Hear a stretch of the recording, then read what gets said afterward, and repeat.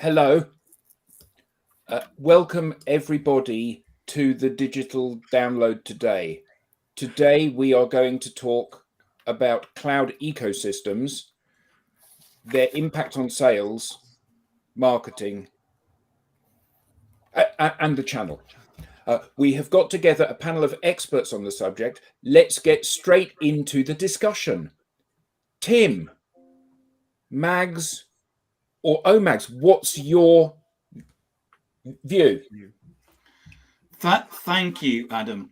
In a world of hyper-resilient ecosystems, I think we have moved from cloud to fog. Who cares where your data center is? For me, it's all about APIs and Chemlis. Interesting point of view. What I'm hearing is that the focus for corporate data center is missed. The corporate data center is missed.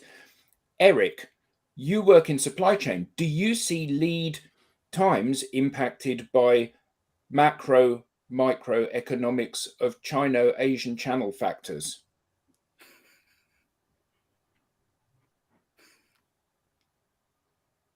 I can't see the notes. Yes, that's correct, Andy. Thanks for asking that excellent and valuable question. What we are seeing is a shift from AWS to IoT. COVID has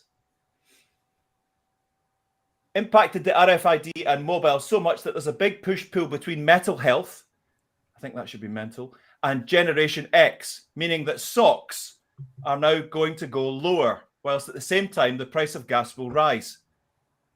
Sorry, stocks. Stocks are going to go lower. Well, it says SOCs on the notes. What we're seeing is a correction of the margin mix, and this is impacting on EBITDA.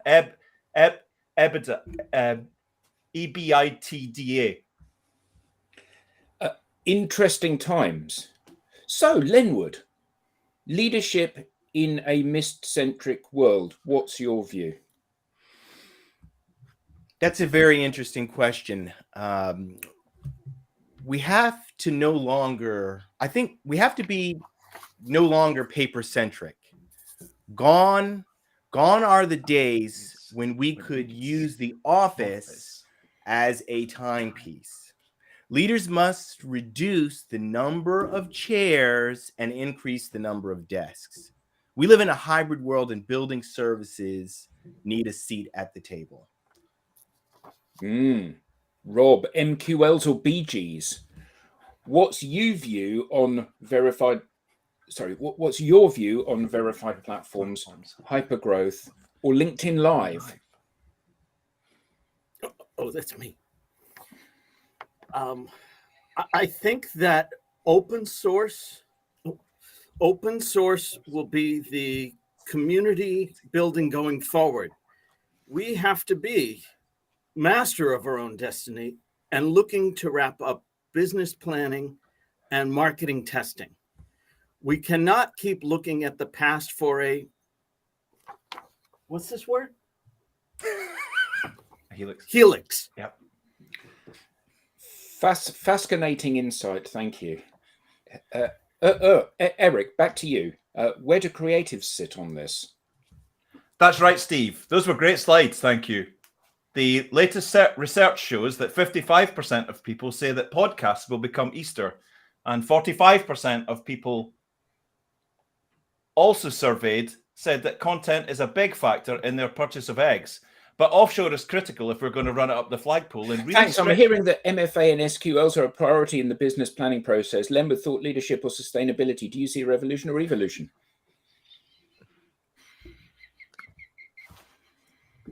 I need an updated version.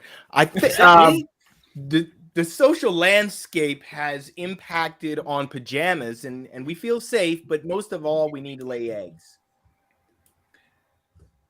Obviously, everybody, we are joking when we do this. It's really funny because, incidentally, welcome to the digital download, everybody. Welcome, everybody. It's our bit of fun on a Friday. We're going to rip the scripts up. Yeah, we're going to rip the scripts up. Turns out the scripts don't work too good. Thank you, Steve. Those slides were excellent. Thanks, Adam. Yeah. It's funny, isn't it? Because all of us, we have regular team meetings during the course of the week when we discuss what's kind of going on in the world, and we are seeing more and more lives happening, which is great, but they're not lives.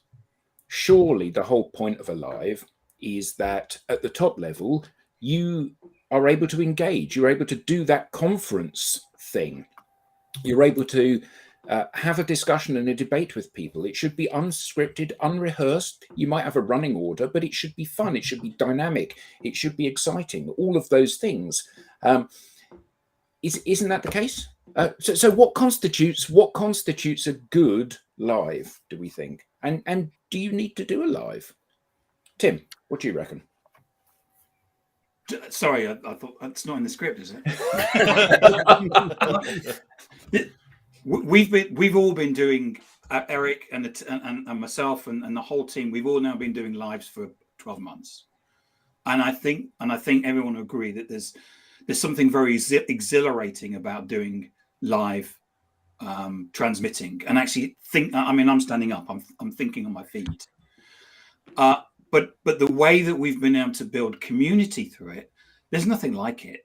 To be able to get on and and see the number of comments and the people interacting and the discussion that's taking place, and Alistair may actually then start discussing something with Andrew just as much as he may be making comments on this, and the connection that you can make with the audience.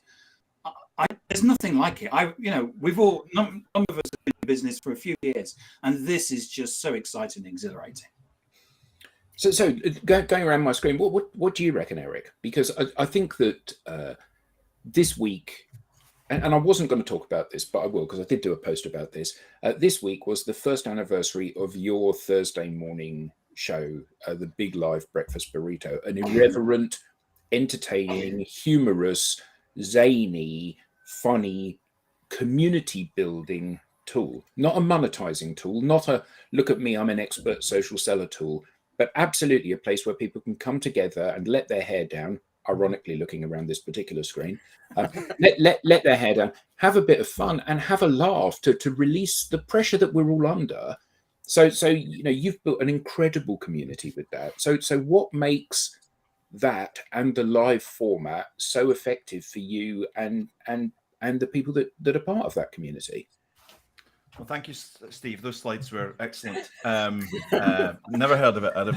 So first off, the question was, should you do a live? So that way back in time, the idea of broadcasting and the idea of putting on a live show, was unattainable for average Joe and Joanne, right? The whole concept of going live every day, every week. So right now we could do 2 lives a day for the rest of our lives. We could do 2 TV shows for the rest of our lives. And the ability to do that just by clicking a button and going live is a moon landing, right? It's amazing that we're able to do this. First off, it's amazing. Wait, are you saying the moon landing was scripted?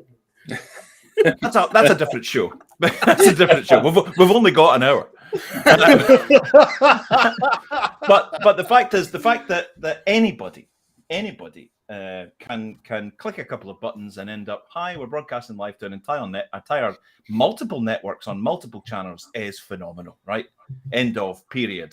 Phenomenal. So like with any social media device or motif or method or tactic, we know, because of where we work and what we do for a living, that the worst thing you can possibly do is say, right, okay, here's another thing.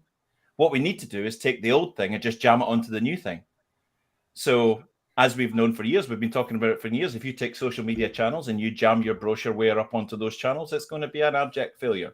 So if you take the ability to go live and turn it into a brochure festival, it's going to be an abject failure, right? Because people can see. We watched a live the other day from an enormously powerful company with this high dollar production, multiple cameras around this live event, and people were dropping into the comments saying, this is awful. Because it was like, respond to that. I hope they, really meditate on the what the people who were watching were saying, because that's the critical part. Sorry. Yep. No, it's absolutely right. It's the critical part. Is if you ignore that at your peril. Your audience are saying, It'd be so nicer if people were actually just talking instead of going, thank you, that was interesting. Industry 5.0 is a major step forward for this company, and we are global leaders in solution provision. And it was just awful, right? And it's about real people, right? Because the person who was moderating that was obviously some kind of I mean, he might have been an employee, but he was hired for that purpose. Of course he was, to be super smooth. The best teeth in the smooth. city. I wouldn't want to have to go up against that guy Teeth in the like city. competing in a bar or club type situation. No, the best looking human they could find with the best suit and the best teeth and the best voice. None of us are going to make it. So on that principle, like with anything, the most successful, look upon this as a content medium, the most successful content that we talk about and that we know of and we have evidence is genuine, authentic, real people saying real things, making mistakes, not reading off scripts, the cat walking in front of the screen, that just I think being themselves is not the right way to put it, but it's being natural, being calm, being conversational, and just being authentic. But Eric, it's really technical, isn't it? Setting up your home studio and preparing it to stream is really difficult stuff because you need to have all of these tools, cameras, lights, all of that stuff in order to be able to go live, don't you? Yeah. I'd love to agree with you, but you can broadcast live to multiple social media channels on a shoestring. So go on, just explain for the viewers if they haven't actually done a live themselves. Explain exactly how simple it is. What do they need to do? So you need to come onto and register with a platform such as Restream, and there are others available. We like Restream. We like its functionality. It's a nice place. So you register. It then says, "Do you have any social media channels?" on a little button, and you go, "Yes." Okay, put in your email addresses and passwords for those, and it goes, "Would you like us to link with them?" And you say yes. So we're now in minute 2 of the setup, and it goes, "We've now connected with your LinkedIn, we've now connected with your YouTube, your Twitch platform, your Twitter platform, your Periscope back in the day, your Instagram, your whatever, soon to be TikTok, I hear, on Restream, and it says we've now hooked up. Do you want to go live? Yes, you can go live now, and you can select which channel you want to be on, and you can hit go live, and you can invite on your buddies, and you can go live.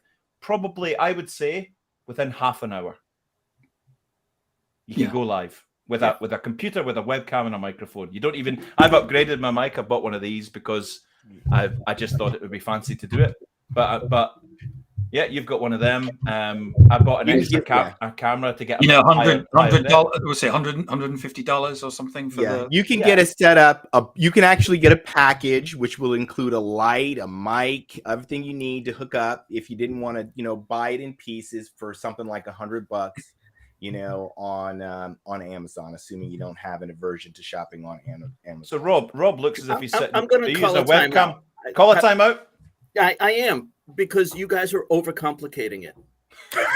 I am using the webcam that came with my computer. Yep. I'm using this headset for no particular reason other than talk about authenticity.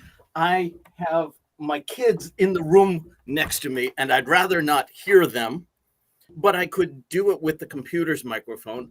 And if you had a YouTube channel, which is free and simple, you could live stream just from that, or you could live stream just from your LinkedIn profile or wherever your audience happens to be.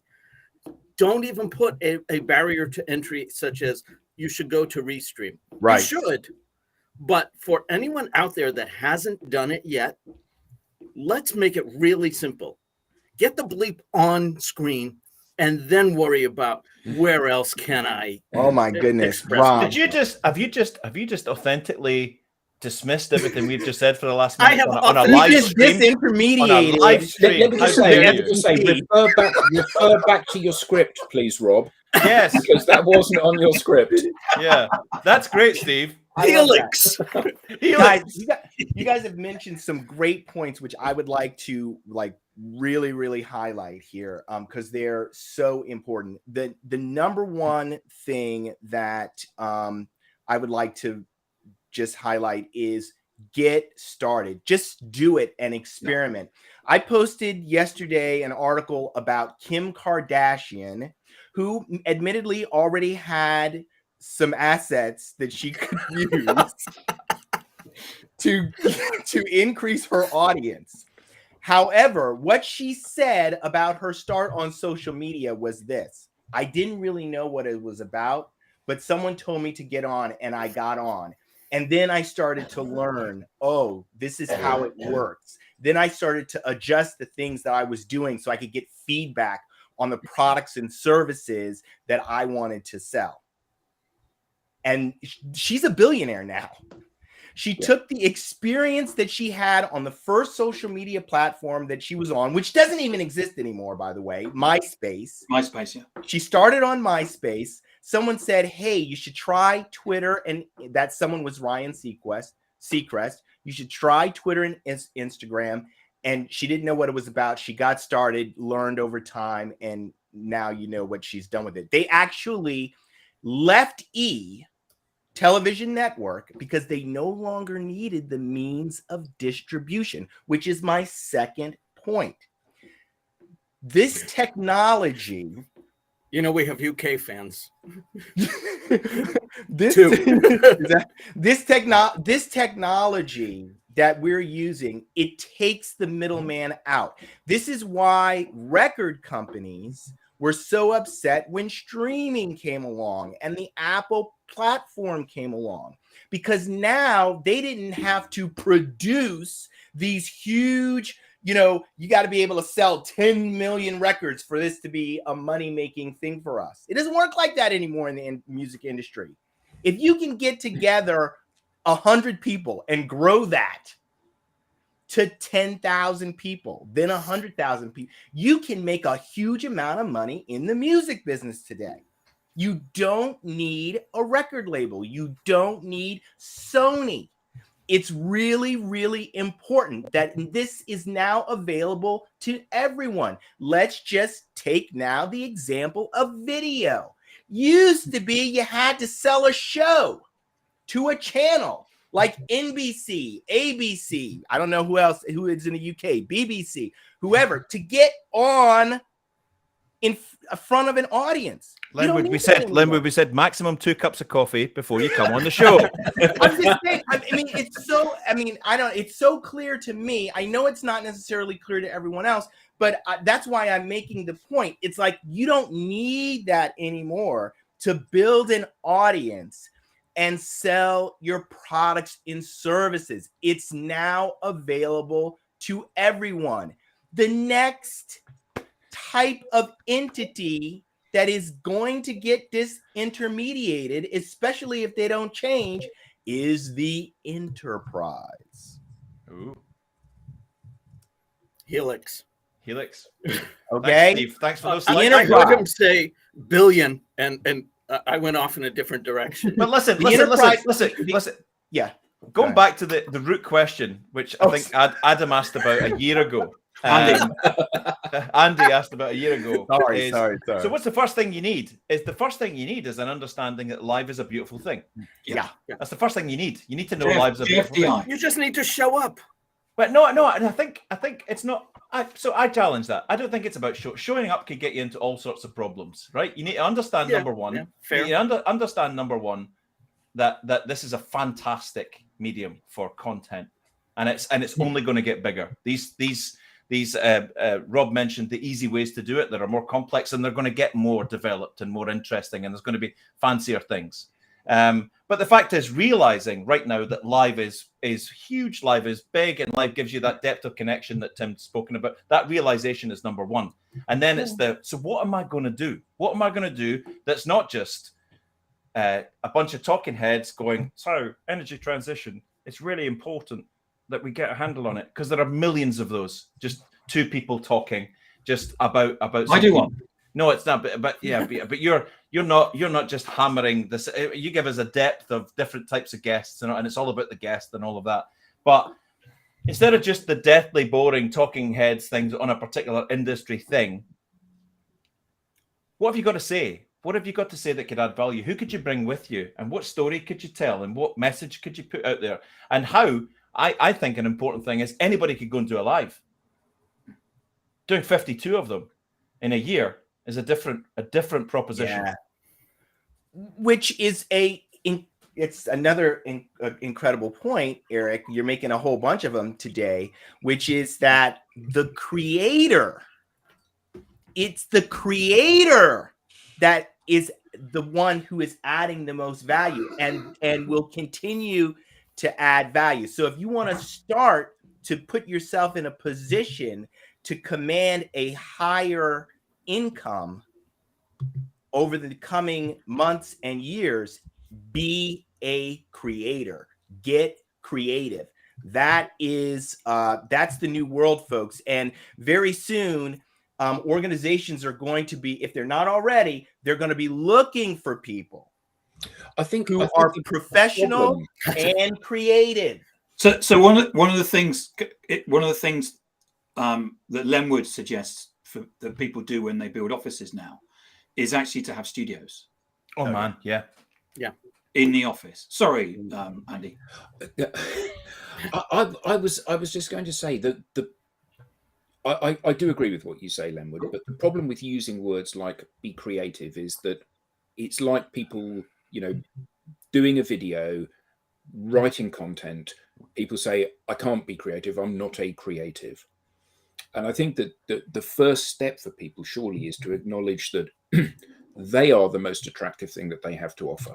Yes. So you come onto one of these and you be yourselves. Yeah. And it's okay to make mistakes. Absolutely. Absolutely. Because nobody's infallible. And if you stand up here and you say, actually, I've completely forgotten what I was going to say, it's okay, because everybody that has addressed an audience, be a virtual audience or a face-to-face audience, has gone through that from time to time. So you go out and you be yourself, and you recognize that whether you've been in business for 1 year or 50 years, you will have insights that many other people don't have, and you can share those insights. And whether those insights are, my 50 years of experience have shown me this, or whether those insights are, I'm currently at this crossroads in my life, and I've learned in the last week that this is something that I need to do. There's somebody out there that needs and wants to hear that. And what people need to do is feel empowered to go out there and say, I'm going to talk to the world through these channels. And the reality is that the first live you do, there ain't nobody listening. It's all right. It's okay. That's your first post on LinkedIn too, by the way. Yeah, to be a Kim Kardashian and to have 50 million followers, that comes through years and years of relentless of marrying the right people. Yeah, and making the moves, but getting started. She actually, I wrote an article about this a couple of years ago. She actually started working for Paris Hilton.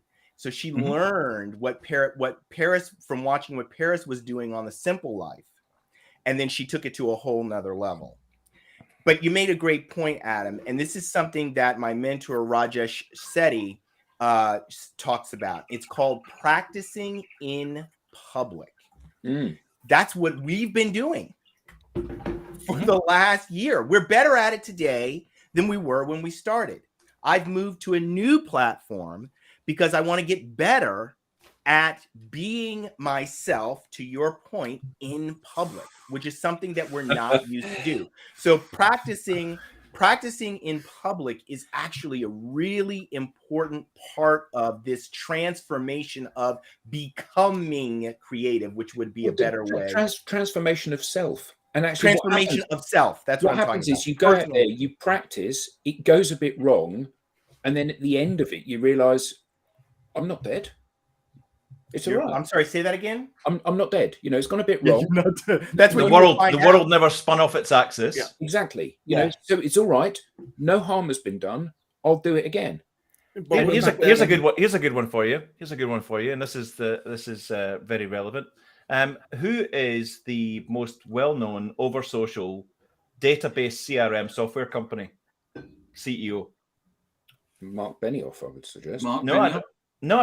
Well, okay. So he's definitely got the chops in terms of the size of company and all of that.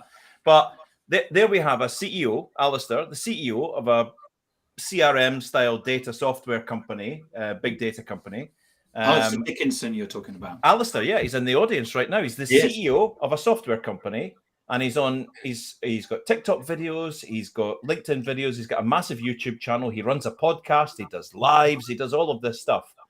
And that's part of his daily routine as a CEO. Mark Cowison is the CEO of an industrial safety equipment company. So I put it to you, Mark, and this isn't a challenge to you, Mark. Who runs the best LinkedIn Live or podcast series for industrial safety equipment in your sector? The fact is, it could be you. The LHR Marine live show on I was going to say on Stiffies and things like that, and all of that, and all of your suppliers and some of your clients and some of your So the whole thinking about, well, why would the CEO of an industrial safety equipment company for the marine and drilling sector, why on earth would they have a LinkedIn Live? Because they should. Yeah. Because it would be great. Yeah. And there's an audience for it. Yeah. Well, that's just it, Linwood. You've got to keep the audience in mind. The question was, what should you talk about? I think the question's actually two-pronged. What should you talk about, and why should anyone care? So I can come up here and basically read our brochure and nobody's going to care. And I think it was that lack of authenticity that really sparked this whole conversation earlier in the week. I don't have to necessarily share the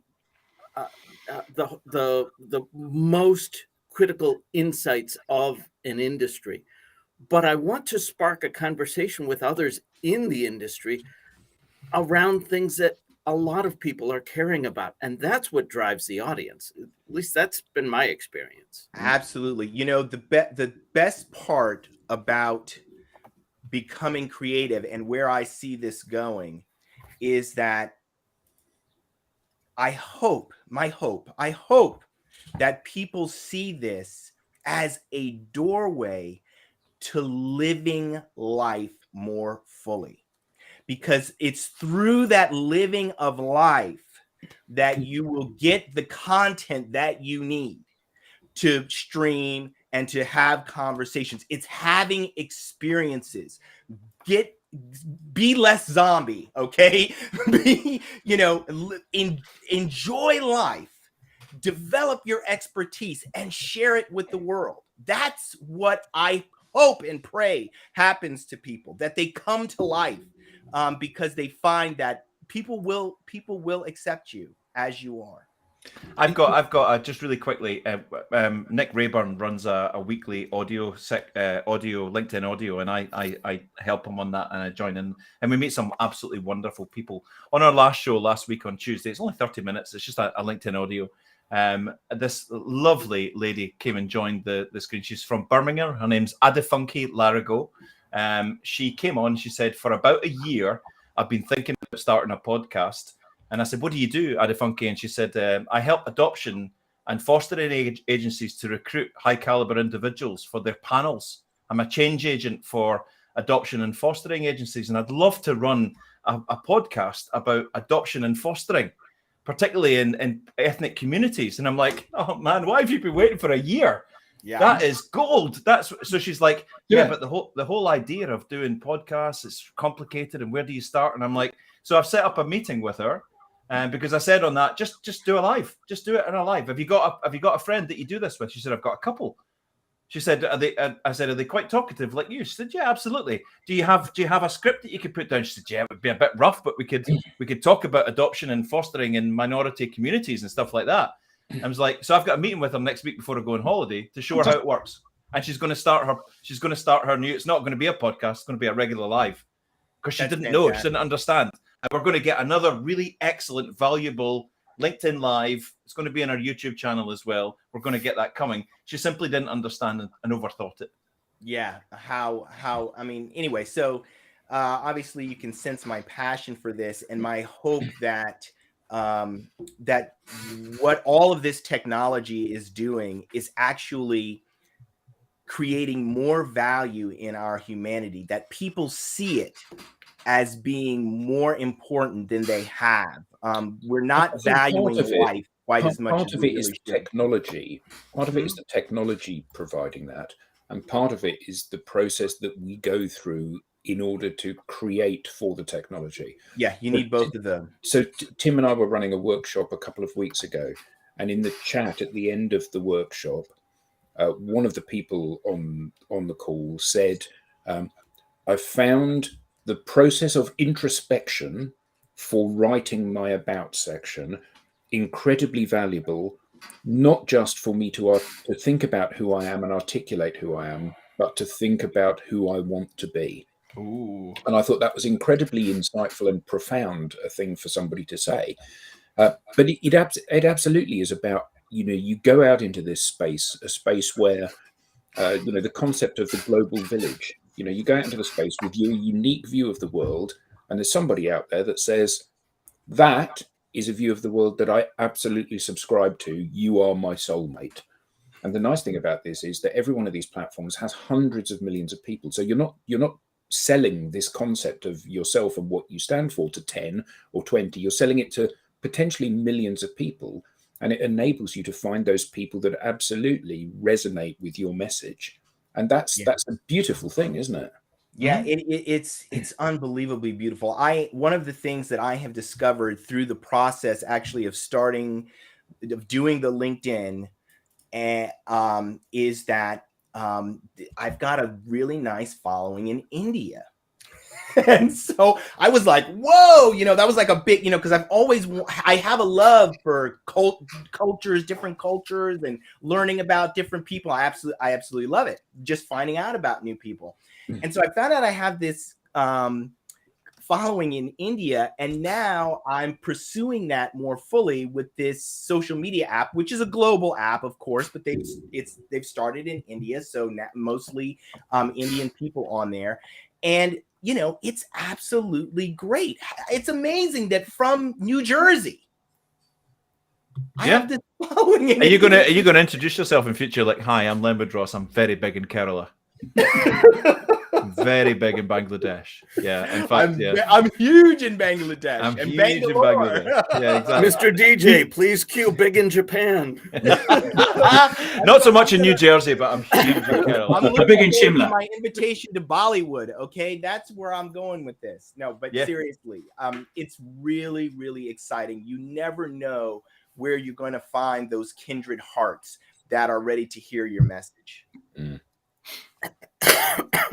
But we've got that lovely cartoon that we use from time to time, which I think might have been Tim that found it originally, and it had on one side it's had two rabbits that were tending their garden, and on one side a rabbit says, well, I'm just going to set up the irrigation, and I'm just going to put up the cloching, and I'm just going to put in the canes to grow the things on it, and on the other side the rabbit is out sowing the seeds and watering them. And it gets to the end, and the rabbit that's done all the prep work is thinking to itself, right, I'm ready to go now. And he looks across at the other garden. The garden's full of flowers and plants. And it's like, how did you do that? And the other one said, I just started. And it's absolutely about that learning on the fly. I think that so often business teaches us to go down the wormhole of best practice. And best practice is, in fact, just copying other people that have been there before you. And we're in such a dynamic space here that there is no such thing as best practices. Best practice is what works for you, for your audience today. And there needs to be a recognition that best practice, in quotes, might be a different thing tomorrow, and will certainly be a different thing for you than it is for me, because your audience is unique to you and mine is unique to me. And dear John, dear Joanne, I tuned into your so-called LinkedIn Live last week and was appalled at the nature of your lovely hour-long conversation on that specific topic. I've got together with 1,000 of your followers and we're disconnecting from you forthwith. Is a note that no one's ever getting. Yeah, absolutely. But Andy, Adam, nobody wants to make a mistake, and certainly not in public. Well, get over yourself. We all make mistakes. Actually, I don't think that, I agree with what you're saying.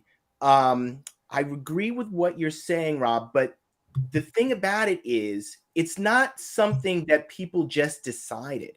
We have been trained basically from primary school until, and if you go through legal training, boy, you're in for a rude awakening. But we've been trained that, perfect is what you need. You have to get conditioned. Right. You have to, you know what I mean? So that is something that you have to you must unlearn that. Oh, as absolutely you're making agree. this transition. So we have this. I was just going to say, I think I've shared with you before the story of me walking into 10th grade geometry class as the teacher on day one and telling all of my students, I want you to fail. Because I wanted to encourage them to try things and make mistakes and let them know that this was a safe zone. I had a teacher just like that in history when I was about 11, 12, and they achieved their objective. Everyone failed. Yeah. But we've also got another phenomenon. We've got the very natural. I would say this is a very natural show because we have an idea for a theme and we turn up, and the person that's editing that week doesn't really know what's going to happen. It just sort of happens on the screen, right? So there's beauty in that. It's a loose concept with a loose flow. They don't care about our generation. Yeah, absolutely. A ruler in the hand, or worse. Yeah, that's true. Yeah. We've got that kind of loose flow here, which is lovely to see. And also, I think as a viewer of LinkedIn Lives, I like when, like, if Linwood says, "Well, hold on a second, let me think about that," and we go off for another 10 minutes on another beautiful, and all these flowers start to blossom, and But so we've got that, and then we've got the heavily scripted. But there's also a new phenomenon coming out: the fake authentic live. The fake authentic, and I saw one of those last week. Oh, yeah, we saw one, yeah. Yeah, the fake authentic live. So this is authentic, yeah. This is where they write the script. It's absolutely checked by legal and by marketing and all of that. And then they create something which is supposed to look free and free form. But it's complete. So it's a new phenomenon. We're getting multiple phenomena, heavily scripted, where you can actually see the eyes scanning the text and the auto cue, like we saw last week. The sort of free-form, loose version, I would say that the Big Live Breakfast Burrito is probably one of the best examples of free-form and just see what happens with a loose script. This is the same. And then that bit in the middle, which is, well, we need a script, we need legal to say it, but also this sort of authentic style thing goes down well. Why don't we try and make it conversational? Yeah, man. Well, yeah. That's quite true, Eric. In our research shows that 55% of our listeners actually prefer that type of show. Tim, that's such a nice thing to say, and I really like your T-shirt. So back to this. Thank you so much. It's so summery here in London. So back to this study that I've just dropped. It just fell in my lap just now. It's the brochure. It's the brochure. Yeah, exactly. So we've got this sort of like fake Zoo TV thing, and you can sniff them out a mile away. I got to tell you, I'm really enjoying this conversation because we're experiencing it, going through this. So over the I think it was either this week or last week, I actually met with one of the top minds in artificial intelligence. What?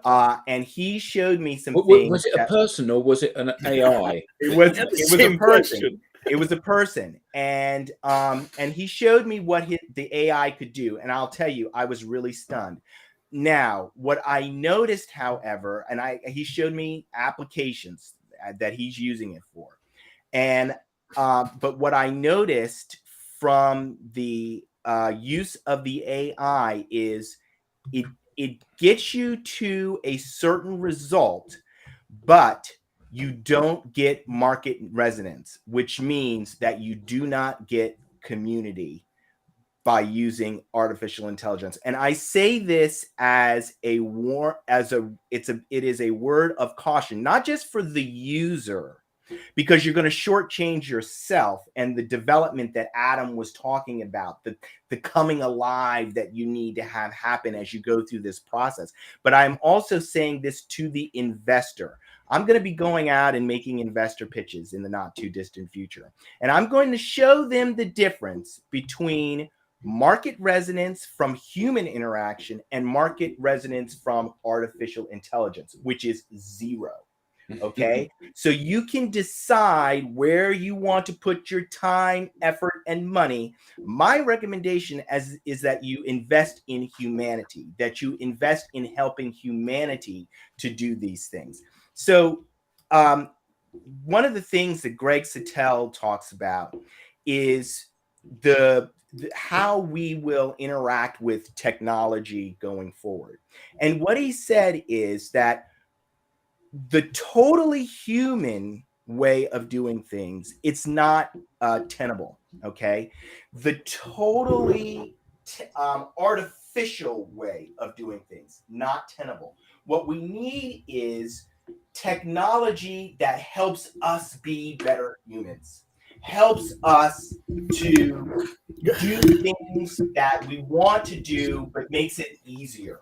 Okay, and the people who are going to succeed and win are the people who are able to work well with technology so that it amplifies them, not some artificial thing.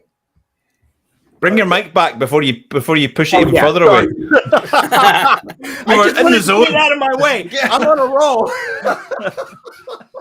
But anyway, so that's see, when you start doing these investor pitches, take this amount of caffeine before you go in, because everyone will buy it. I'm just super amped up because, you know, when I saw that, I mean, I'm talking to one of the top artificial intelligence people there. He's showing me. First thing he does is show me how that he's the top one of the top. See, here I am on the UN panel. Here I am doing this. Here I am doing that. And you don't get to do those things unless you know what you're talking about. That was the first thing. So I was, you know, immediately I'm feeling smaller, you know, in my chair. And then he starts to show me what the artificial intelligence could do.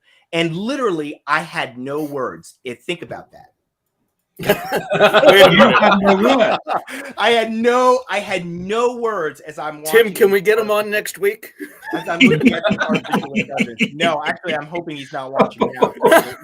I think I've got Pete Cam. because I'm not disparaging him in any way, shape, or form. We just have a different view about about how to succeed and stay relevant, so that you're around in 10 years, so that you're employable in 10 years, so that your company exists in 10 years. And I fundamentally believe that using artificial intelligence to replace, not augment, replace the human interaction is a terrible mistake. Of course it is. It's like saying, you know, I'm going to replace your wife, your soulmate, with an AI.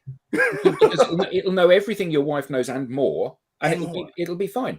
And she'll conform to your every want and desire. But even putting that aside, you know, just the idea that because it has the knowledge, it will provide that human interaction is ridiculous. So Eric did his Big Live Breakfast Burrito show, and there were 390 comments on that show, an hour's long show, 390 comments on it. But I reckon, and I think this is a reasonable thing to say, that anybody who viewed the show, if you picked up the phone and phoned them and said, "Hi, it's Eric here from the Big Live," I bet every single one of them would take your call. And the reason they take your call is because you're not pitching anything. You're simply creating an environment where people feel comfortable and get to know you. And that's the key thing. You know, any salesperson, they go to a meeting and the first thing they do is they talk about fishing and holidays and cars and artwork and where you had lunch and what the weather's like and whatever, to build rapport. And it's only when they've built that rapport can they even entertain the idea of having a conversation about what it is they do or what somebody's challenges are. So these platforms are perfect for building that rapport. Does it mean everyone's going to like you? No. But there's 800 million people on LinkedIn. You don't want 800 million phone calls today. What you want is phone calls from people that love the idea of working with you. Every week. Yeah. And that's what this provides. Yeah, that's you know, it's rapport at scale. when people get to know you in their own time, in their own way, as you're doing these live streams, as you're producing content that is authentic to you, it actually accelerates the trust building process. And so when you get in that meeting, which has to be really productive because everyone's time is taxed, you can really be focused on what you need to do there. You don't have to spend 10 minutes at the beginning of the meeting, which research shows actually will lead to a less productive meeting, building rapport. You don't have to do that because it also does the opposite, Lenwood. It allows me to also, so I watch Lenwood's show, and I've watched it now for 6 months, and I know this guy's a smart guy, and I like his personality. Equally, there'll be people who watch this and go, nah, this guy's not for me. So we qualify in and we qualify out quickly. Great, because we don't have to waste time with those people. And that's the efficiency of it, the fact that you're able to qualify people out. Yes, out quickly. Yeah. I don't like this thing. I don't like this thing. I don't like this person's view on life or whatever. I'll just move on. I'll put my money somewhere else. That's great. We don't have to waste time sort of flirting with each other and takes care of the like in know, like, and trust, right? Takes care of the like. Totally. It was Thomas Power that I remember saying to Adam and I can't remember, it was a good like 7 years ago, that community comes before commerce. And even today, that phrase really resonates with me. That if you set this up to make money, you probably won't make money. If you set this up to make community, then that's what you need to do. And it's the community thing which is so important. Wow. I think, Eric, you used the term about the burrito. You said I do it to funitize my audience. It's funitize, not monetize. Yeah, funitize, not monetize. Yeah, absolutely. I love that. We've been approached by a major burrito chain to say, can we sponsor you completely? But we'd need to rewrite the show, and we said no. The sponsorship money's not that valuable because that's not why we do this. We do this to build. Why would they want to rewrite the show? Well, we need to make sure it's like we need to get legal to check it and get marketing, and we need a big advert in the middle, and we need our people on every week. You know, you're going to turn your head into a burrito for part of the show. Yeah, exactly. Yeah, welcome to the Tuesday. Yeah, I'm dressed as a burrito. No, thank you. That's sorry, we're not. And I'd like to have a big shout out to our sponsors for today. What's that? What's that you're eating, Matthew? Oh, this is an XYZ burger. It's a Kingston's pie. I'm rebelling. And don't get me wrong. Don't get me wrong. We're not talking about thousands of pounds here. This was just. But it's not about that. It's that whole thing. It's funitized, not monetized. But the fact is, it has been monetized. Very true. Inadvertently, get that copyright, because people have met each other and done business with each other. People have watched the show and said, hi Eric, hi Vanessa, hi Matt, hi Will, hi whatever. I watched your show. I checked your profile. I see you do this. Can we have a conversation? So that's a byproduct of what the main goal is. Yeah, absolutely. Lenwood came up with a term on one of these, which was infotainment. Yeah, infotainment. Yeah, absolutely. Infotainment, yeah. I can't say that I don't know where I got. I don't know if I don't think I created that. I think I saw that somewhere. No, Rob created that. I remember back in the early 2000s, there was software companies hiring Imagineers. Yeah, that's a Disney term. It's a Disney term, Imagineers. But then it got into software and tech. You know, we need people to join our imaginary disciplines. It's like, crikey, my goodness.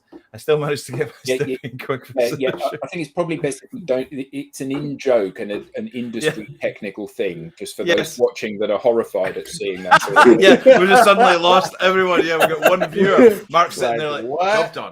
Job done. Absolutely. Those are real safety products. Yeah, absolutely. Without a doubt. So that's why they're now it says TVMA. Yeah, can we put Alex Munden's comment up there? Alex Munden is a great example from Display Technology. A young guy. He's now branded himself as the babyface guru. Very technical, nosy stuff. Very much into AI. So he's asking you to check out Robora, Lenwood. I'll check that out. They attempted a fully AI-driven podcast. Ooh. And you can follow Alex on #BabyfaceGuru. #BabyfaceGuru. Check him out. He's doing some great stuff, and it's great to see a young guy really taking control of social and working it the way it should be worked. Excellent Wait, stuff. Alex is babyface guru? Alex is Babyface Guru. Yeah, Alex. He's actually 66 years old. That is one of the funniest. That's one of the best nicknames I think I've ever heard. Babyface Guru. I love It's a that. hashtag. It sounds like a rap hashtag, name mate. almost. Hey, do you know what? Do you know one of the funny stories about that is they take him along to meetings because he's deeply technical. I think he's head of technical sales. I think so. So they take him along to these. Let us meetings. know, Alex, what you do. Yeah, absolutely. And they take him along to these meetings, and this guy is like high watermark of technical display technology. So they take him along to these meetings, and he looks like a young kid, right? He looks very youthful. He's very lucky. Hopefully, it all catches up with you, and you start getting very old looking when you're in your 30s. He's got a painting in his attic, hasn't he? Yeah, he has Dorian Gray type thing. Yeah. So he sits there, and then all of a sudden they'll be asked this deeply technical, horrific question, and it's just basically like, "Hold my beer, let me step forward," and then he unleashes this. So he gets this nickname, the Babyface Guru, because of all things technical. Yeah, Love very it. good. Absolutely love that. Yeah. I'll put up it so people can see. Hashtag Babyface Guru on LinkedIn And on Twitter. and on Twitter. Yeah, Awesome. very much so. Very much so. Nice. So what? Last 10 minutes. What is it that what makes a good live? Is People. it one person? Is it 10 people? Is it 100 people? What makes it? What Not to go constitutes down the- this path again, but it reminds me of that quote about pornography. I don't know how to define it, but I know it when I see it. I thought you were going to say I don't know how to define it, but I know I like it. That's what I thought you were going to say. That's a little bit too much sharing on your LinkedIn Live, folks. Our ops director was asked why he brought his son to the meeting. That's the best one he's ever had. Alex, brilliant. Oh, man, too funny. Yeah. Vanessa says the best thing Vanessa's wine. You need wine. You need wine, absolutely. So I don't think it's about the number of people. I think you could have one person. You could have 100 people. Yeah, exactly. I'm right there with you, Andrew. I think having something good to say, maybe couching it in a slightly different way. Try, my advice, if anybody wants it, is try and do something that no one's done before. Try and do something that no one's done before. If you see a thing and you think, I'm going to do something just like that, reverse back out of that decision and say, okay, it might be on a similar theme, but I'm going to do it in a different way. Try and find an edge. Try and find an angle where people are busy looking through stuff and they go, what's that? What is that? That's cool. Or that's interesting. Or that's different. Or that's spicy. It looks like I don't know why I said spicy. Burrito. Is that in the script? No, it was supposed to be spiky. That's We one of the- we have been copied. Yes. many times. Yeah, absolutely. I think that one of the key things is that if you have somebody that is senior and powerful, and then three other people that are not senior and powerful, what you end up with is a monologue and everybody nodding. And actually what you need to have some discourse. You need to have people itching to say something that is insightful. So every time I come on one of these, even though I work with you guys, every time I come on one of these, I get a gem personally from it where one of you has said something and I go, that's the best thing I've heard today. And it's absolutely triggered by the fact that, Lambert says something really smart because of what Eric said, because Eric followed on from what Tim said, because Rob started a conversation. And actually, that's the beauty of this. And taking the audience on that journey and letting them see that this is a free-for-all so that they can put their comments. Like we've had loads of comments from people, many of which have been really insightful things that have been said, is because this is not about, Tim standing up, doing up his time, pitching to everybody. This is about having a dialogue and saying, actually, really great comment there from Andrew. Let's pop that on the screen. And then we discuss that and it takes us off in a different direction. And I think that's really powerful. And I think that's one of the key things that we need to do. Have Jack White, the musician, the White I do Stripes? now. You do now. Jack White said, and I love this. He said, automation makes things too easy for us, and I want to get back to, you know, things being, life's supposed to be difficult. So he said, when I'm playing live, the White Stripes have got a really interesting motif. There's only ever 3 sounds. There's only ever Meg's drums, Jack's voice, or Jack's guitar. And if Jack's playing keyboard, then he doesn't sing. So it's only ever 3 sounds that you hear. There's the rule of 3. So if he's playing guitar and singing and there's drums, as soon as he changes to keyboard, that changes the dynamic, and he drops either voice or guitar. So, and he said, so when I'm live, I count how quickly it's going to take. It needs to take me. I need to get to my keyboard in 2 steps to get that solo in time. So I put it 3 steps away, deliberately. Put it 3 steps away. So if you're going to write a script for your people on your show, give them 20 minutes worth of material for an hour show. Absolutely. Yeah. Leave the rest just for that. Oh, there's an excellent conversation, a question from Jess. Let's pick up on that and make people work for it, because when they start to work for it, they have to push through the barriers of script and form and structure, and they have to tap into creativity and conversation and gold. And that's where it comes from. The beauty that comes from the improvisation of, you know, this interaction, this collaboration, right? This is the thing that executives are trying to get by mandating that people come back into the office, because they think there's something magical about people being in the office, bumping into each other. But actually, what's magical is people collaborating together, being themselves. I will say also that most of the time, people don't realize that they do have something insightful to say. It's not like, you know, let me put it to you this way. I started this new thing. Oh, I guess we're almost over, or we're about to go over. I started this new thing on this Indian social media platform simply because somebody asked me a question. They said, Linwood, how is it so that you're able to so easily connect with people, right? And I said, oh, that's a good question. Hadn't really thought about it. And I mentioned in passing sort of that this idea of being a grasshopper in your own eyes. And then I started talking about how I use this concept to meet new people. I never thought that anyone would ever care about that or think it was interesting in any way. It's only because someone asked me the question in public that I started to talk about it. And the next thing I know, you know, I find out that many, many people had never even heard of something like that. It was, the concept was, you know, mind blowing. So don't think I have to have something insightful to say.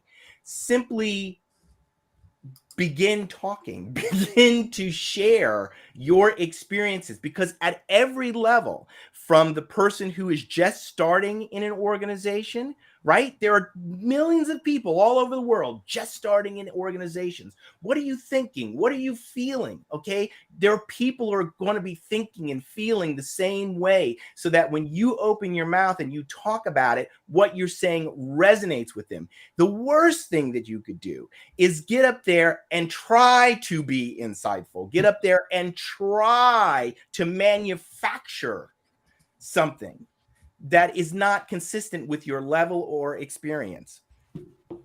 Can I just on that bombshell from Mr. Ross? Can I just quickly, because we like to help where we can. Jess has asked a question about someone who can do live drawings of what it is you're talking about. Can I just quickly share my screen? Is that okay? Yeah. I just want to show, if you don't know this person, can you guys see that? No. Yes. So, Jess, check this guy out. He enables clarity through organizational consulting and visual storytelling. Tanmay Vora is absolutely incredible. He does these phenomenal little, let me see, these fantastic little, can't remember really what he calls it. There was sketch notes, and he does it live with people as well. He's very well known on here, and he does some fabulous work on these little sketch notes and does it live for companies and doing all of that. So I just wanted to share that with you. Tanmay Vora is the name of the guy, and he's in Gujarat in India. See, it just India. Hashtag. You know him then, Leonard, do you? he knows Linwood. As a matter of fact, I do. How did we manage to get an hour out of all of this? That is incredible. Fantastic. Connecting as we speak. Beautiful. Yeah. So Community. we're at the hour. Thank you all very much indeed. Thank you. It's been a fantastic show. It's always a fantastic show. Thank you, Tim, for doing the techie side of things. Tim for literally tearing up the script. Eric, Rob, Lenwood, and of course everybody in the audience that's contributed such fantastic stuff to the course of the show. Thank you all Steve. very much. It's Thanks, my Andy. Andy. It's Yes. Andy.